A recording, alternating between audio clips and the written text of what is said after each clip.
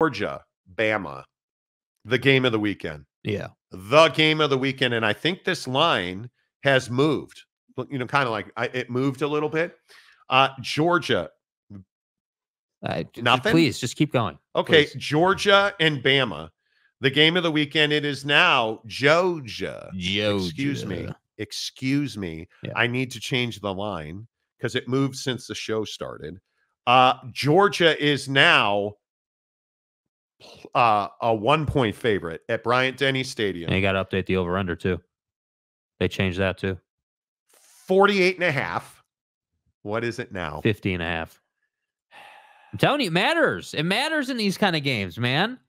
50, that's 2 more points. Point and a half. Why we can't have nice things. Yeah. +1 Bama at home, 50.5, 7:30. Hello, ABC, ESPN Plus. I think this is one of the games of the year if you're a Georgia fan. Because I think Georgia is going to wreck Alabama. I think that this can't be another Georgia-Alabama. What this has to be for Georgia is revenge. You have to take a pound of flesh out of Alabama and Jalen Milroe because of what they did to you in the conference championship game last year. Because the narrative needs to be put to bed that Alabama doesn't miss Nick Saban. And they're fine. Because they're not. But more to the point, because you're Georgia. And you're supposed to be the best team in the country. Only teams like Ohio State are getting votes. Texas is considered the best team in the country right now. You need to put all that narrative to the side. I think Georgia's going to come out, and I think they are going to be looking for bodies in this game. Jake, I'm leaning Georgia all the way.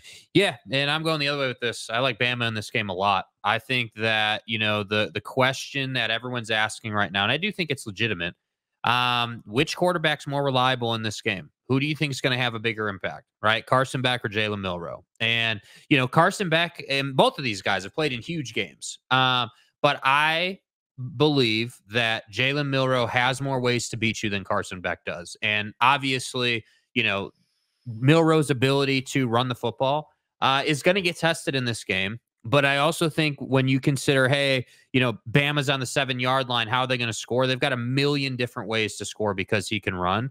And that's the part of this game that I think this is where that game is going to be decided. I think red zone conversion and the ability to be efficient, because I don't think we're getting a 30-27 game here. I think these defenses are too good. I think this is going to be too physical of a matchup.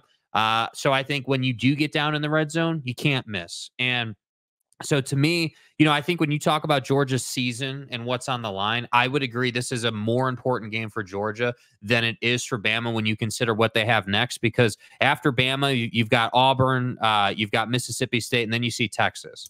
And so if you lose this game, that Texas game all of a sudden becomes a must-win, which I don't love your prospects in that game. Here's the problem for Alabama. Jalen Milroe is, I think, the best quarterback in this game. I think he is better than Beck. But he can't be the best offensive player. And maybe best is the wrong word. Right. He can't be the most impactful offensive player if Alabama's going to win this game. It's got to come down to Jam Miller's ability to run the football against Georgia. Because I think if this is a shootout, Georgia's going to win. And I think what we've seen is that Georgia can be worn down against the run. And I think Kentucky showed that. Now, do I put a lot of credence into that game? I do not. I do not believe that all of a sudden we should be freaking out because, oh my God, Georgia, they almost lost. Holy snikey. I'm not worried about it. I'm not worried about it. What I'm worried about is Alabama's ability to run the ball well enough for Jalen Milroe to operate in the pocket, because if Jalen Milroe has to be the leading passer and leading rusher, Georgia's going to win this game by 17 points. And I agree. And I think another portion of that supports your argument there is Georgia's got the #1 pass defense in the country. And Jalen Milroe has obviously been a run-first guy that's had to develop his passing ability, and he can throw the rock. There's no question about it. But I would agree if Georgia's able to force Alabama to run everything through Milroe, where he's the one running, RPO, let's say, or they kind of make them more one-dimensional in that sense, then Georgia will run away with this. But I don't think that that's going to be the case. And I look at this year's Georgia team, and they don't scream like, hey, we're just outright better than you, like in the way they have in years past. I believe that game last year was one of the signature coaching performances out of Nick Saban, and that's why they won that game. But this year, I don't feel like Kirby's team is as good as it's been in years past, and that's what concerns me, and that's why I take Alabama, because it is at Bryant-Denny, and it is going to be a hostile environment for Georgia, and Alabama understands the consequences of this game, and I do think that's why it's such a tight line of a 1-point dog for Bama. You're sitting here saying, hey, the over-under is 50.5. You're saying this is a 25-point game here. And that's why I would say Bama by a field goal, 27-24, that type of game. Can Alabama control their urges in the first quarter of this game? Because if you come out, I don't even care if you come out and you run the ball 5 straight times and you punt. That's a good possession.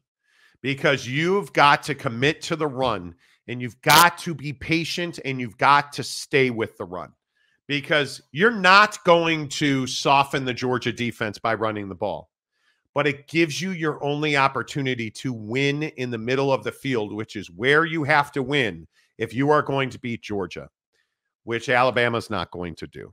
This is going to be a 27-13 game. And Georgia's going to win it. Wow, that'd be a dominant win. Yeah, and I think it's going to be. If they beat Alabama that way, I would guess you would get the nod for number 1 team in the country. I think there's no question. I mean, Texas have Mississippi State this week, I think it is.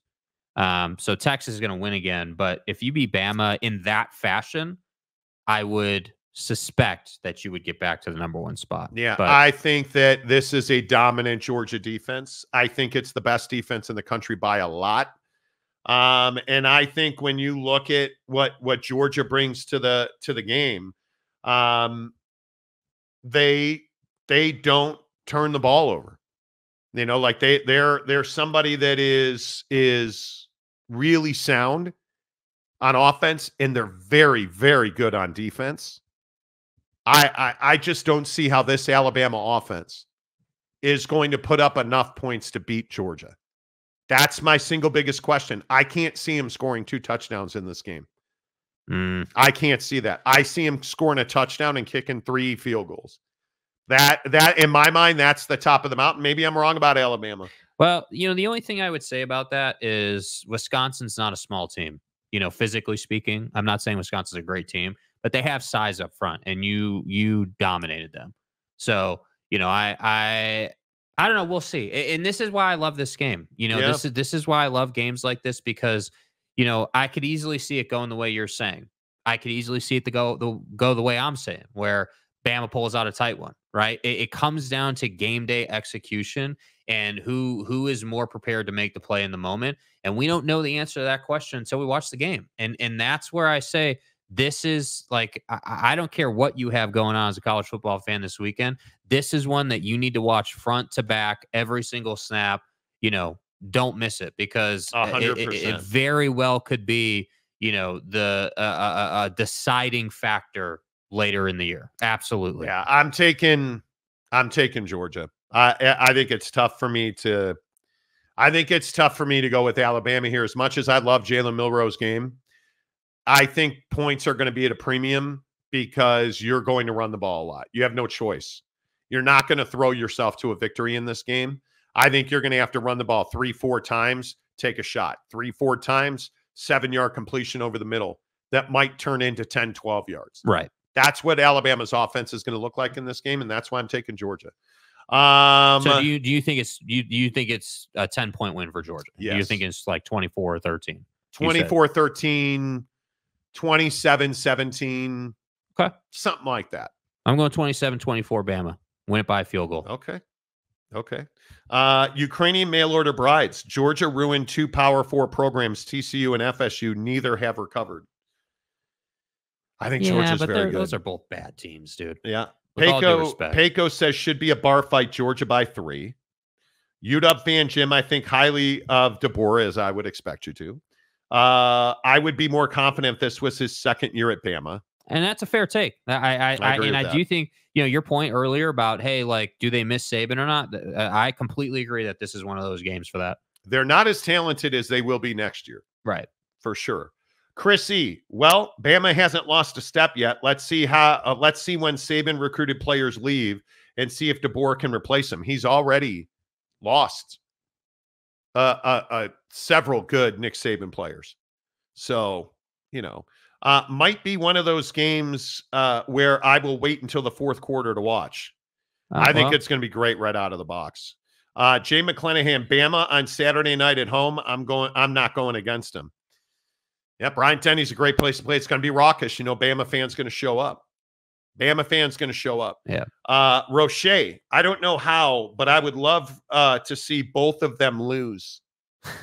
But my original thought was Milroe and DeBoer pull it out. Okay, that's a crime in most states. Yeah, we need to chill out with that. Okay.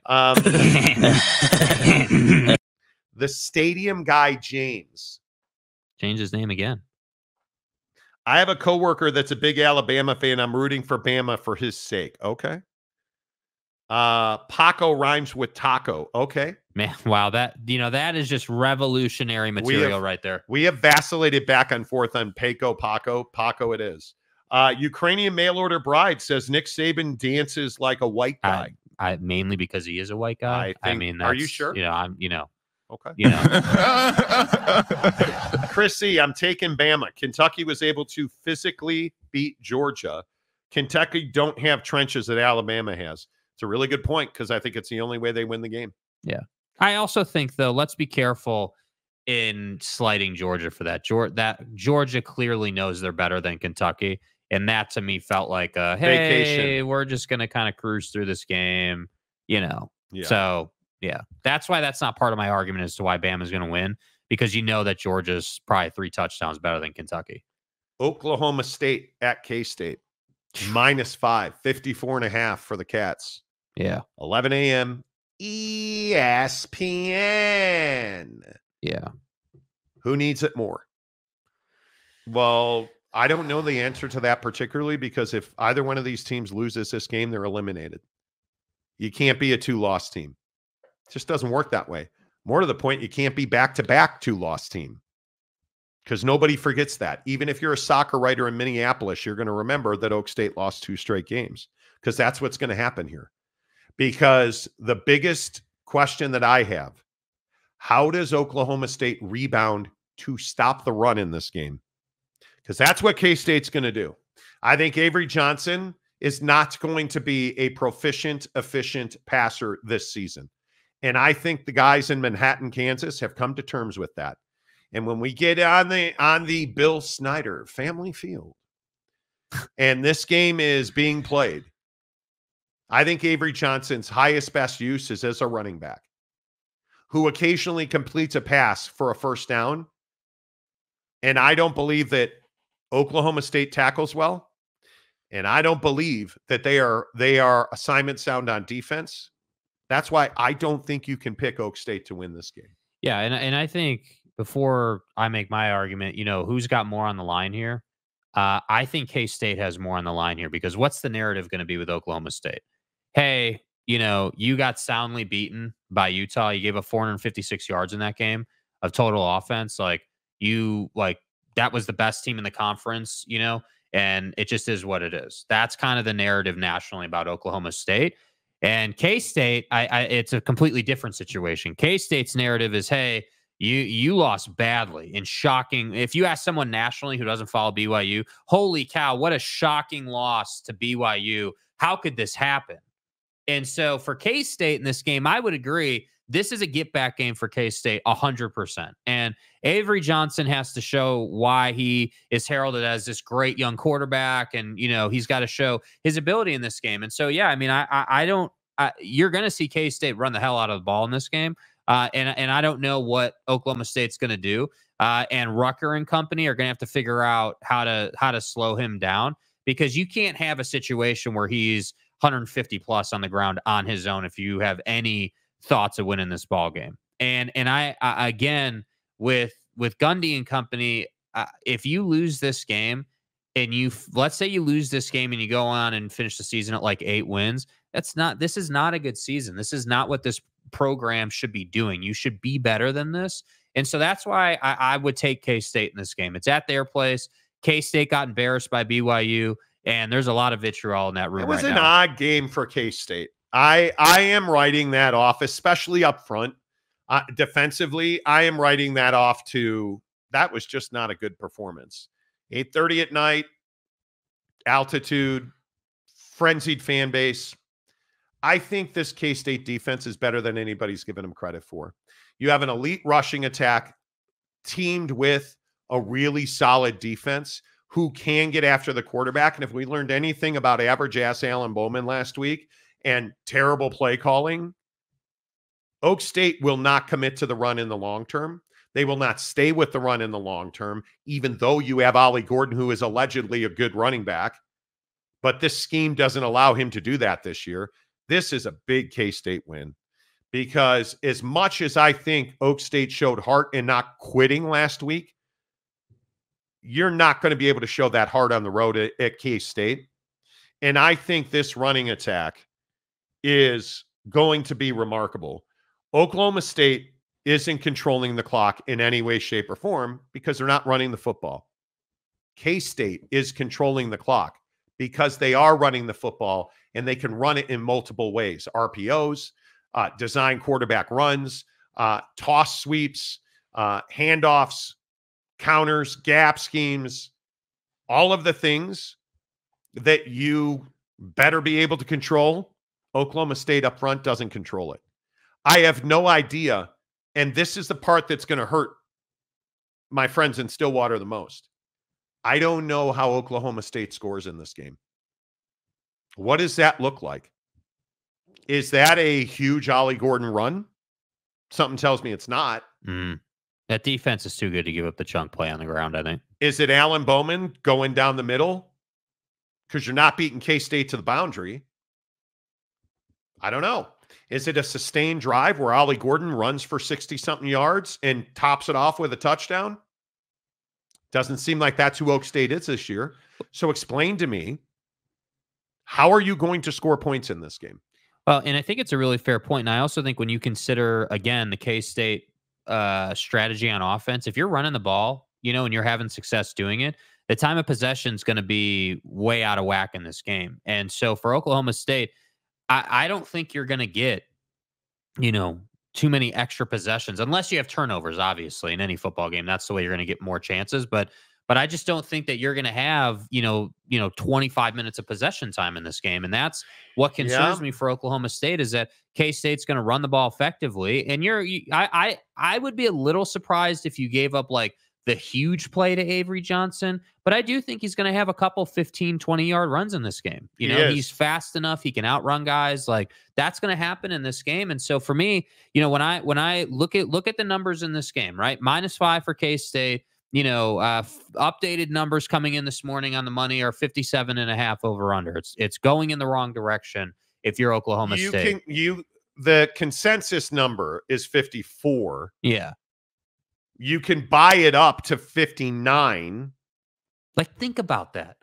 Like, consensus is 54, but you can get all the way up to almost 60 points in an over-under. And they're saying there's going to be a ton of K-State offense in this game. And again, I simply ask, when is Casey Dunn going to get tired of not running the football?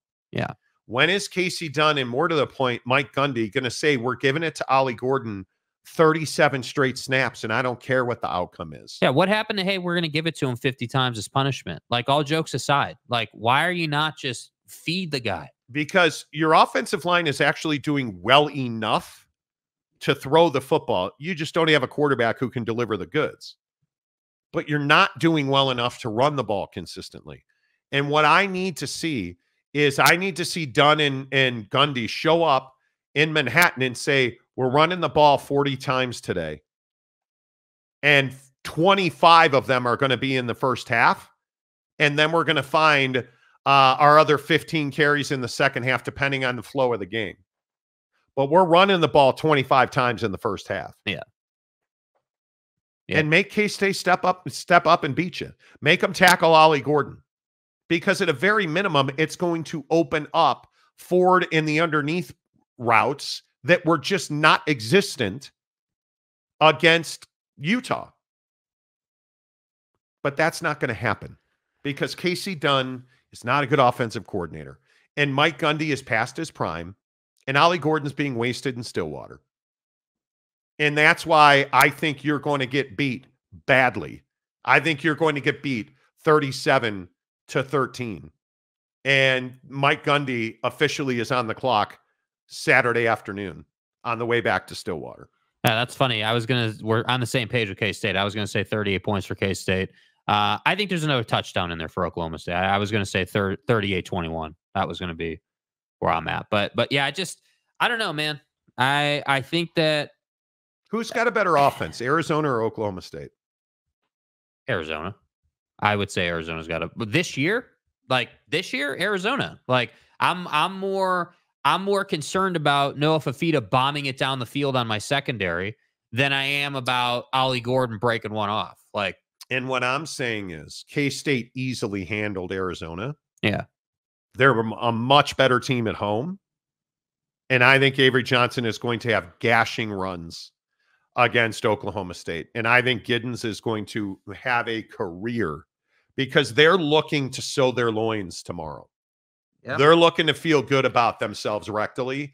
And I think they are going to absolutely eliminate. Yeah. Casey. And I hope Oak State fan doesn't think I'm just Casey Dunn's not a good offensive coordinator. No, and you're seeing it play out. And I think it's a fair conversation to have. Yeah.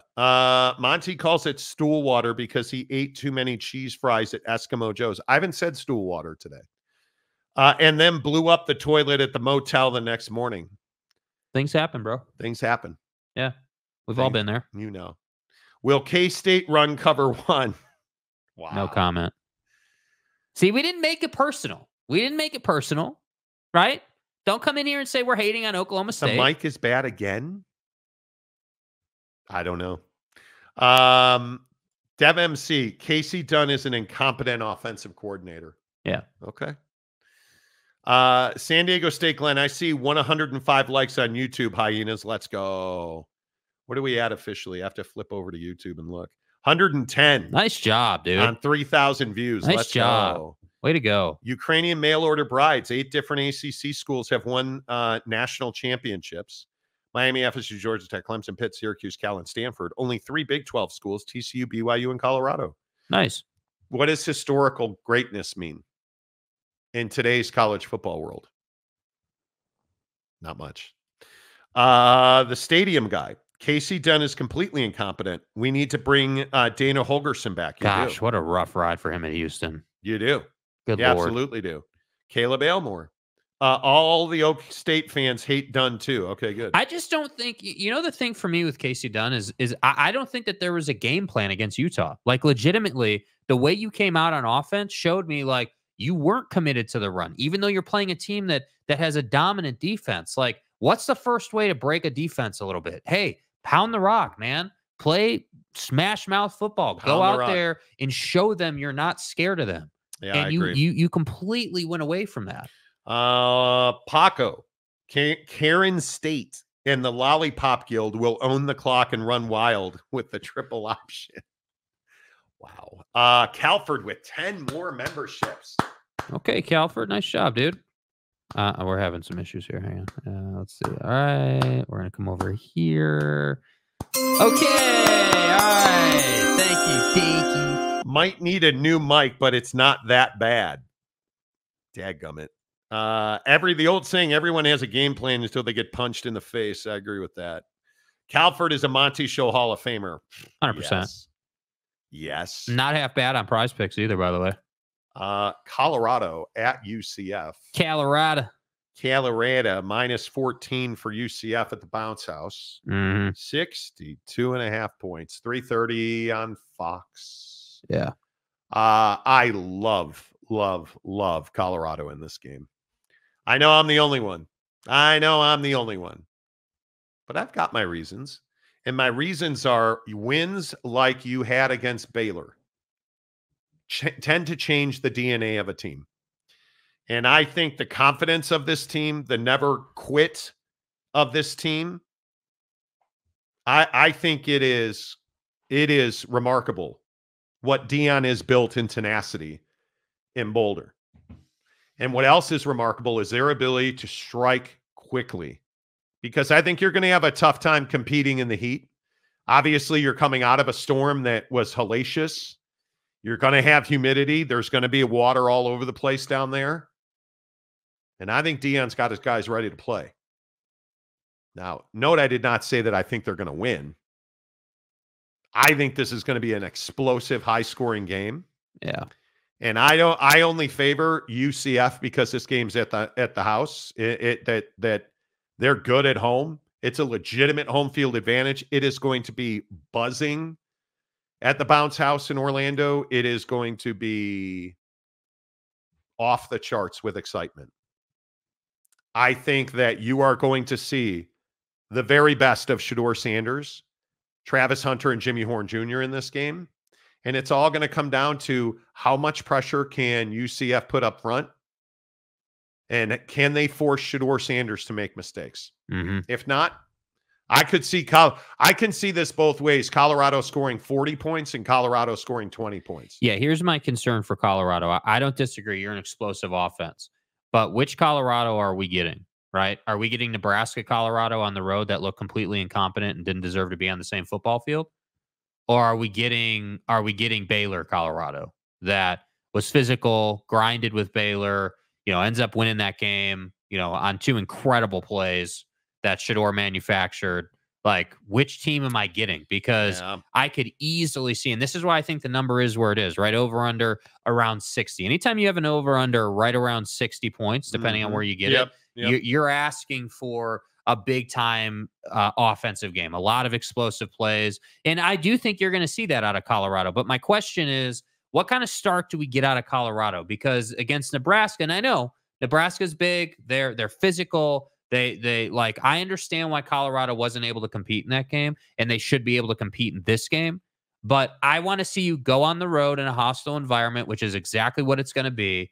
And I want to see you get off to a good start. I want to see Shedeur Sanders get going early. I do not want to, if Colorado comes out and goes 3-and-out on the first possession, you're not like, that's just not, we can't have that if Colorado is going to win this game.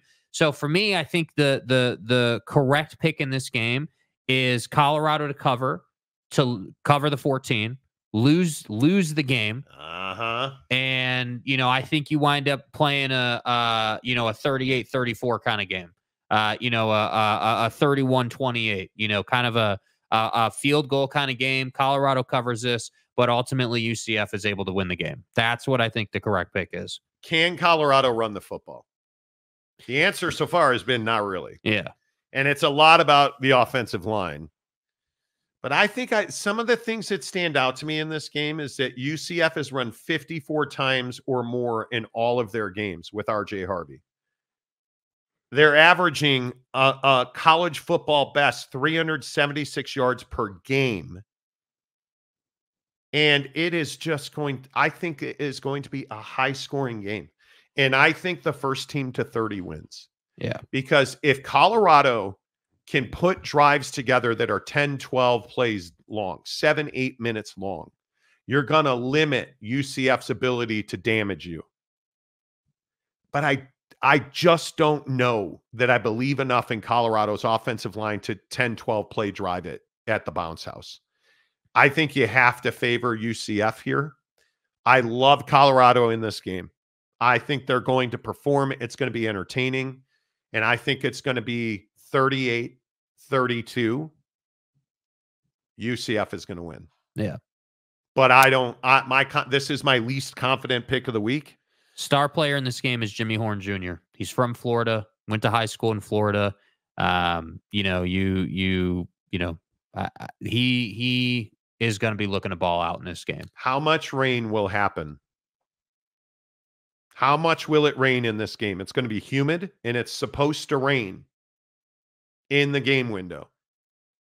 That only helps Colorado. Yeah. It does not help. It does not help or hurt UCF. They practice in it all the time. But I love Gus Malzahn. I think he is a phenomenal coach. And I'm a big believer. Yeah. Lopes fan Gabe says bacon slander will not be tolerated. No, bacon slander is not tolerated on the show, bro. You know that. You know that. Okay. Oak State James, where's the star by my name? UGA versus Alabama Roll Tide. Oak State James, a member for 16. Appreciate you, James. Appreciate you. Appreciate that. Did I already say that Calford gave us 10 more memberships You today? did not. No. Okay. He gave us 10 more memberships today. So that is a grand total, I think, of 40 memberships out of Calford today. If you don't have a membership, you're not trying. Appreciate you, Calford. Yeah. Mike Smith, Wester is the guy most overlooked for the Buffs. He is. Playmaker. Absolutely. Midweek Coug, UCF wins by 20. Okay. Shouty says audio is cutting off. I'm sorry about the mic issues today. Yeah. I don't know I don't know what is going on with this microphone. I apologize. Chrissy says audio is cutting out. Okay. That's exciting. Thank you. That's frustrating is what it is. Well, maybe I need to get a new microphone. All day it's been an audio issue. I apologize. I think we agree UCF in this game. Yes. All right, 2 more to go. BYU at Baylor. BYU at Baylor. In a game that I think is incredibly important for Dave Aranda and Baylor. I think it's a game that -3, it's a push. It's a pick 'em at home. And I think if you are a Baylor fan, this is the beginning and the end for Baylor. At 0-2 in the Big-12, I think it is a day that you have to have. You cannot lose this game and then go on the road for 4 of your next 6. It's not an option. This is as close to a must win. Because if you lose this game, how do you not fire Dave Aranda on the spot? It is that important for any chance of salvaging this season, coming out of a terrible loss in Boulder. How on earth do you not fire Dave Aranda if this goes sideways? Mm-hmm. And the answer is, I don't know. Yeah, this game to me is a pretty straightforward pick. I think that Baylor doesn't have the offensive horses to keep up with the BYU defense. I think the BYU defense is playing really good football right now. From safeties to linebackers, even up front, they've been decent on defense. Like that's my biggest concern. The Baylor defense versus the BYU offense, that's going to be a grudge match the whole game. That's going to be, those two. Baylor's defense is really physical. It's fast. It can keep up, and so to me, this has low scoring, grinded out kind of football game written all over it. And I just don't think that Sawyer Robinson and company are dynamic enough to fool the BYU defense. I think SMU's offense that we saw against BYU is way more explosive than what Baylor has to offer. And so to me, I'm not concerned about Baylor running away in this game. The only way BYU loses this game, in my opinion, is if you turn the football over. If you have the bad interceptions, the fumbles, can't have that. If you take care of the football in this game, you should win this game, in my opinion, by a touchdown. What do we know about BYU's offense? It's not elite, but they're pretty good. What are they really good at?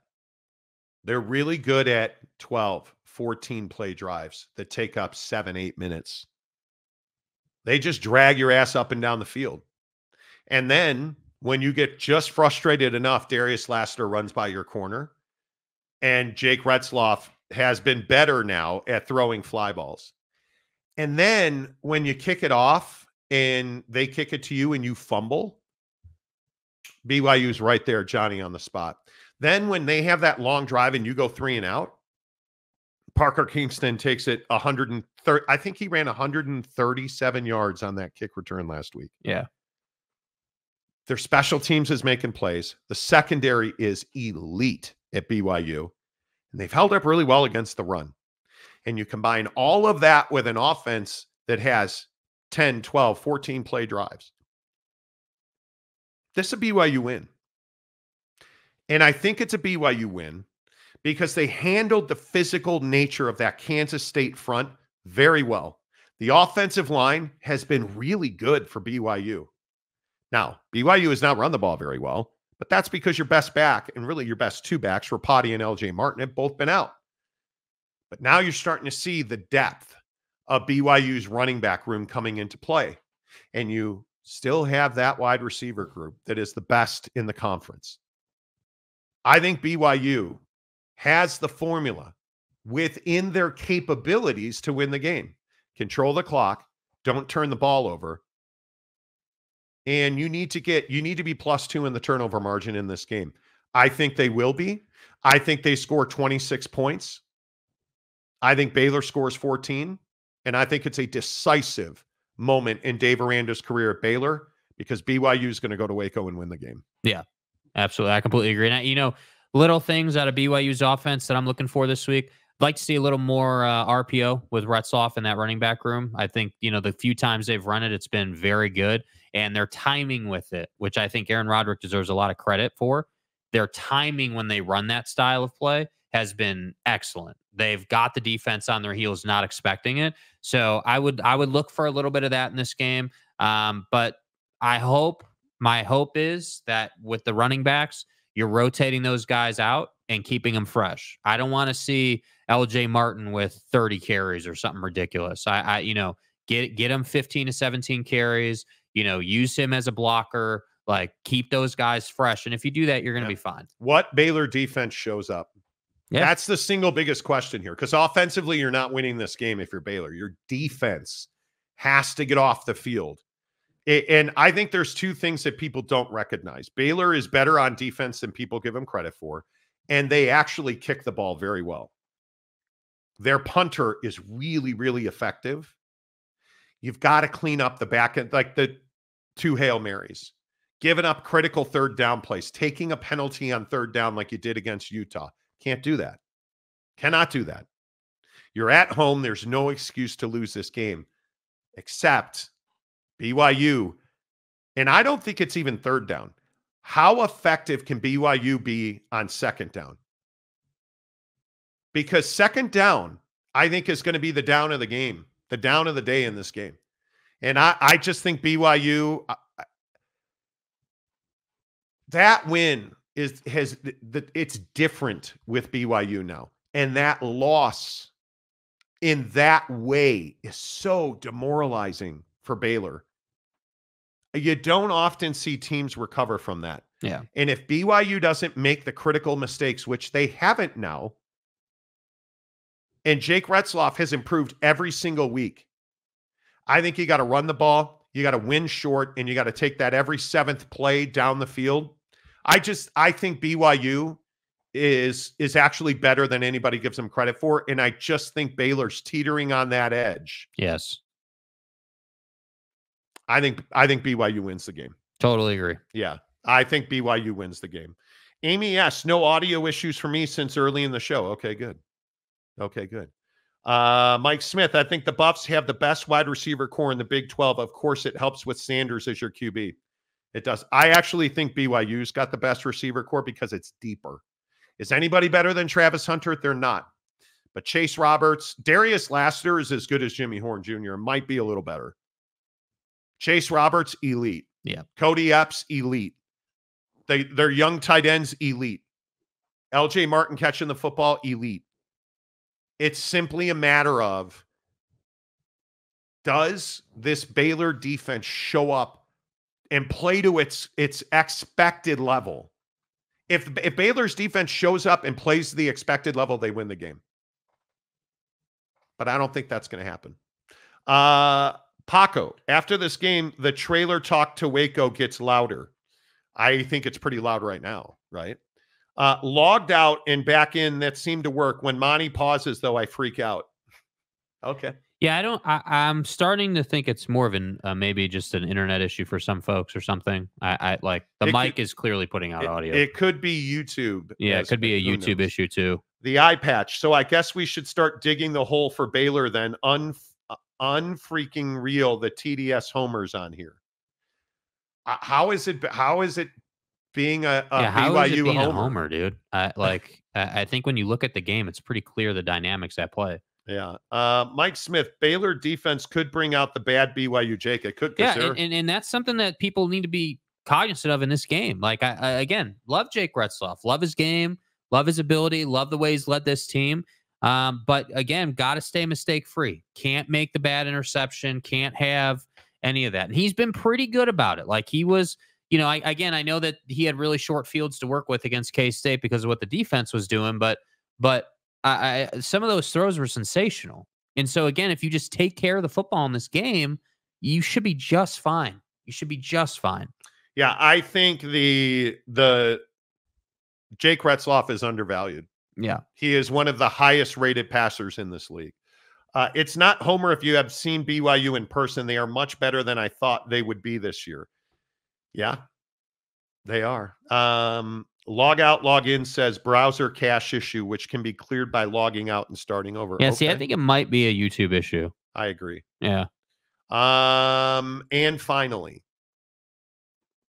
what I think is a really important game. Arizona at Utah. -11, 47.5 for the best team in the Big 12, Utah. Yeah. 8:15 ESPN, national TV, game of the night. What is Arizona this year? Oh, I don't know either.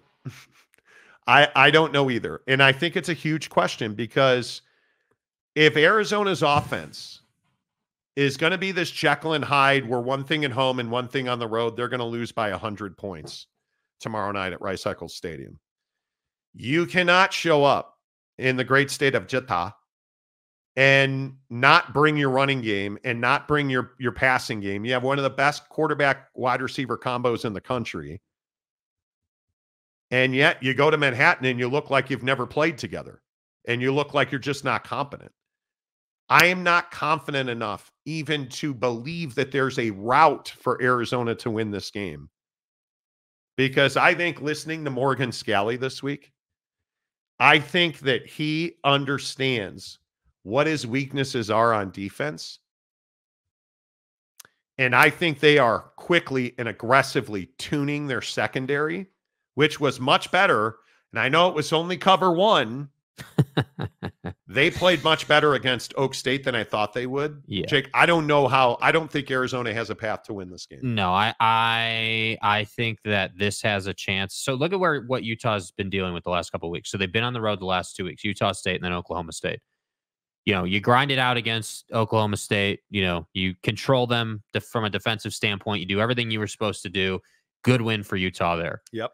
You're coming home for a night game on national TV against Arizona. And all I have to say is you're wearing the black uniforms in this game and you're looking to kick Arizona's ass. And that's what this game to me is all about. I think that Utah's defense is going to display the ability to control an offense's passing game. Like, I think that I don't know like how they want to go about it. If they're going to keep playing, all jokes aside with Bowman, like if they're going to keep playing that cover one concept where they're disguising whether they're blitzing or not, and like they're fooling these guys in the offensive line, that's going to be really rough for Arizona. And the problem is that I think that you notice all this quarterback talk with Utah has been non-existent this week. Yeah, you want to know why that is? Because they've got a guy in the backfield named Mekhi Bernard who is more than happy to absolutely run people over and make people miss. And I think for Utah in this game, you're going to see them run the ball extensively. I think that you're going to come out on this Arizona defense. You are going to control them. You are going to road grade them. And you're going to be in 3rd and 4, 3rd and 3 all night long.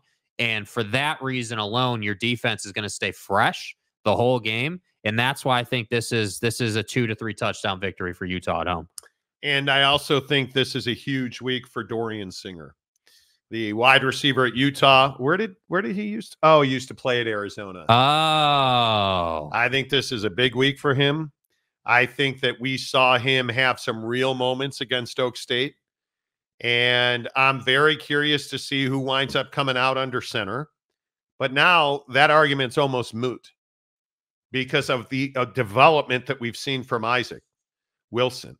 I am very curious to see Does Karene Reed play this week? Does Dorian Singer go for 100 yards? Does Mekhi Bernard repeat his performance? Does Brant Keithy have another big game? Multiple touchdowns, 75-plus yards. There's no reason to believe he won't. And I think that's the issue. If you're Arizona, what are you trying to stop here? Are you trying to stop the pass, or are you trying to start the run? I don't know, because I don't think you can stop either, frankly. And I think Arizona averaged close to 5 yards per carry. That's not going to happen again this season in this game. They ran the ball for 5 yards a carry against Utah last year. You can just forget about that. Right. I think that's going to be very, very, very tough. But the question is, Tetaroa McMillan is the best wide receiver that Utah will see so far. How do they deal with him? I know they're going to play man over, cover one. Yeah. Is that enough to handle T-Mac in this offense with Noah Fafita? I think it is. I think it is. And I think if you are Utah, all you are focused on is stopping the big play. Because if you stop the big play, you're going to win this game by 21 points, in my opinion. Yep. And I think that this is going to be a little closer than most people think. I would go 31-20. Utah, win, cover, over. 31-20.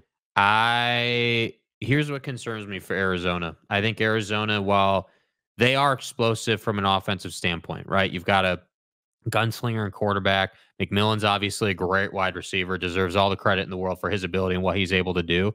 The problem is I don't think you're going to have enough chances in this ball game on offense to put up anywhere near 21 points. I think this game to me is Utah dominating time of possession and essentially just suffocating you on their road to victory. So if they score 21, that means that every possession that they have, they're going to score, right? Every time that they get the ball, they're going to score. Because I'm serious. Like in the first quarter, unless Utah comes out and quick scores, right, has that bomb down the field, and they score right out the gate real quick. Withstanding that, I think that legitimately Arizona is going to be lucky in most of these quarters to get 3 possessions. They will be lucky to get 3 possessions. So that's why I say I think in this game I think this is 35, 17, 35, something in the high teens for Arizona. That's the way I see it. And maybe they score a garbage time touchdown to get over 20. But this is the only reason I say it's that dominant, because it's in Salt Lake City. It's at night, like black uniforms. And I know it's just uniforms, but it just kicks up that environment. But again, Utah's uniform game is crazy good. Yeah. Crazy good. I think Utah will control the clock. And because they don't have to be spectacular to win this game. No, they don't. There's not going to be a shootout. So I like Utah a lot in this game. Yeah. I think that it's awfully difficult to close the gap. If Jed Fish was still at Arizona, I'd be taking Arizona to be in a much better position. I'd still have Utah winning the game. Yes. But without Jed Fish, without some of the talent they've lost, what we've seen of inconsistency, that game at K-State worries me for Arizona. I don't love that they were just not able to run the ball. T-Mac's always going to get a catch here. He's always going to make plays. Fafita's always going to get the ball down the field. If you can't run the ball on Utah, you are dead to rights. Yeah. It is Lander Barton in that linebacker group. Well, having no way to stop K-State's rushing attack, especially with how one-dimensional K-State is on offense, that's what concerns me. Like, Utah consistently this year has shown the ability to not have to prioritize the passing game. Like, they'll pass, but their priority is, hey, we're going to run it down your throat until you show us that we don't have to, that we have to start passing to get first downs. And that for me is why I think this is going to be kind of a cruising victory, because when you've got guys like Mitchell and Bernard in the backfield, like you're just better than they are. And that to me is why you're going to control this game. And by the way, for the record, it's really enjoyable to watch Utah run the football. Like, they are good at it. It's enjoyable. It's entertaining. 31-20. That's where I come down on it. All right. That's just me. Where do you guys, what's the final score of this game? Let's see. Roche, we're at home. We're not playing Bo Nix. Enough said. Well, Utah doesn't lose at home generally, unless it's Bo Nix in Oregon. Yeah. David, Ute fan. Isaac will only get better with experience. If Cam doesn't play, it doesn't feel like last year. It doesn't. I would expect Cam Rising to play. I've talked to a lot of folks at Utah this week. I don't know why they're being so quiet about Correne Reed. Correne Reed is a linebacker at Utah who's missed the last couple of weeks. He's a key contributor for them. The kid is just a stud. And I can't get an answer, an up or down, yes or no on Correne Reed. I'm curious what that injury is and when he will return. Maybe he returns this week. I don't know. Utah's notoriously quiet about it all, though. And as they should be. Singer gets 100 yards with Cam at quarterback. I would agree with that. I think that's right. Good defense, good running game, clock control equals winning. Yep. Yes, it does. Chrissy, didn't Singer play at USC team with Caleb? Yeah, for 1 year. 3 teams now. Indeed. Don't love that. Sal Capone, just give me my money. 34-10? Could be. Utah as an Arizona fan, sadly. By the way, we haven't even talked about if Utah gets a pick in this game, which being that Arizona's going to be behind and they're throwing. If they get a defensive touchdown. Yeah. Utah tight ends will win the game. Brant Keithy's pretty damn good. AZ's run defense is bad, LFG says. I agree. The eye patch Singer played for Arizona, USC, and now Utah. He did. Paco, getting to see more of Utah play is pretty cool. That D is impressive. And I think that's who Kyle Whittingham's teams are always going to be. They're always going to be good. Emwa, does Utah need to turn the ball over 2 out of 5 possessions? Yeah, for Arizona to win, Utah's got to have multiple turnovers. Yeah, I would agree. But even then, Morgan Scalley, the defensive coordinator at Utah, has that defense playing so well. Utah has won 33 of the last 35 games at home. Good luck. Yeah, good luck. They don't lose at home. Utah wins by at least 20. Love Utah's 6'9" tight end. Okay. Mike Smith. The 4 corner schools accept Buffs with Prime getting more national TV appearances than Big 12 versus Pac. With the Big 12 than the Pac, I would think so. Yeah. Well, and Utah is 10th in the country right now. I mean, Utah's a big time brand right now. I mean, they're not a blue blood like tennis. Never mind. Utah fans will be a factor as well tomorrow. The muss is going to be popping. Night game, dark mode, 27-10 Utah. Ooh. Yeah. Samuel Lott, what's up, Sam? The Utah D is the business. I was gonna say, dude, you can't come in here and say that Utah's D is impressive and expect the comment section to just skip over that. Utah 38, Arizona 20. K Nurin says Utah 28-18. Okay. Let's see. Suck it up, Buttercup. It was said 2 years ago that BYU would beat Baylor. Did they? No. Welcome one to Waco. Again, we'll see you Monday, bro. We'll see you Monday. I think BYU, that's going to be one of the games of the weekend. BYU Baylor is going to be a great game. And I can see it both ways. I mean, I think Baylor is playing for Dave Aranda's job. By the way, does Jake Retzloff survive the game? Because I think that's a legitimate question. He will. This offensive line at BYU is very good. Yeah. It is very good. Very underrated. Very good, in my opinion. Isaiah Ward, cornerback, Price Sock are really good, but they are at UW now, not Arizona. Jed Fish. Why did Jed Fish leave Arizona? That's still, to me, a head scratcher. Am I the only one who I've never gotten over that? Yeah, I mean. And Washington's a good job. It's the Big Ten. Totally get it. That's probably why. But he had it good in Tucson. Yeah, but it's respectfully, no shade. It's Tucson. It is. And Rich Rodriguez goes back all those years. You can't win it. You can't recruit big players to Tucson. Jed Fish should have just stayed. Yeah, but the eye patch. 4 games in. Talk to me in a month about that. The TDSO line. It's better than the Utah. It's better than your O-line, dude. That's not even. That accounting error probably had something to do with Jed leaving. I don't think you're wrong. Yeah. I don't think you're wrong. The official golf course of the Monty Show is Canyons Golf in Park City. Park City Mountain Resort is where you find Canyons Golf in the Canyons Village. Go play 18 holes and then have a world-class meal. Watch your drives off the elevated tee box, landing in the receptive fairways. Really been working on the short game this week. So I have a long but narrow backyard. Dude, my short chipping game, guys, you don't need a 60-degree wedge. Not every time you chip. And I've really been working on it. Can't wait to get to Canyons.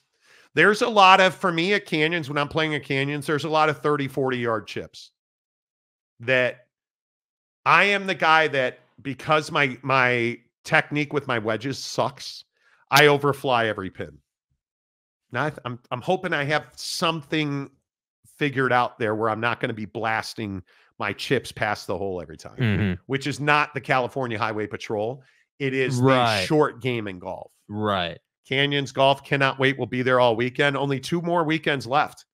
So hook it up. Let's play some golf together at Canyons Golf. Google search Canyons Golf Park City. Book online. Tell them you heard about it on the Monty Show. That's it. Week's over. Amen to that. Bye-bye. Like, I'm ready for the weekend. My wife leaves for a week on Sunday. She's going to be gone a whole week. What are we doing? Where am I at in this life? Until Monday, say goodbye, Jake. Goodbye, Jake.